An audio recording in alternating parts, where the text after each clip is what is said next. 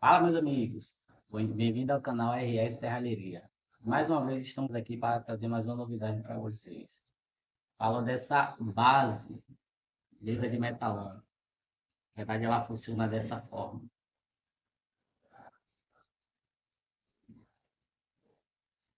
Base de metalão. Fabricado no metalão 8040 na chapa 18. As medidas de 60 na base inferior, 90 na base superior.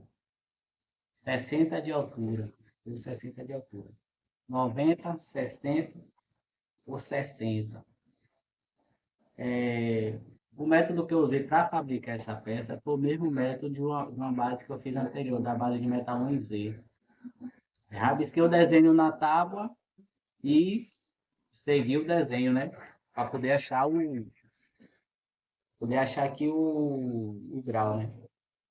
O método de fixação dessa base ela é diferente porque vai ser uma base para mesa de sinuca, entendeu? Essa é uma base para mesa de sinuca. E aqui vai as peças, né? De, as peças de maçananduba, né? Para poder fixar a base na mesa, entendeu? Por isso que ela é dessa forma. Mas você pode também adaptar para a mesa de jantar, como você queira. Bota a chapa na horizontal e dá certo também.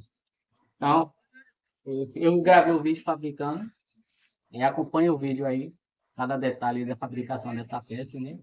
E não esquece, deixe seu like, comenta, compartilhe e nos segue, certo? Continue seguindo o canal e acompanhando nosso conteúdo aqui, tá bom?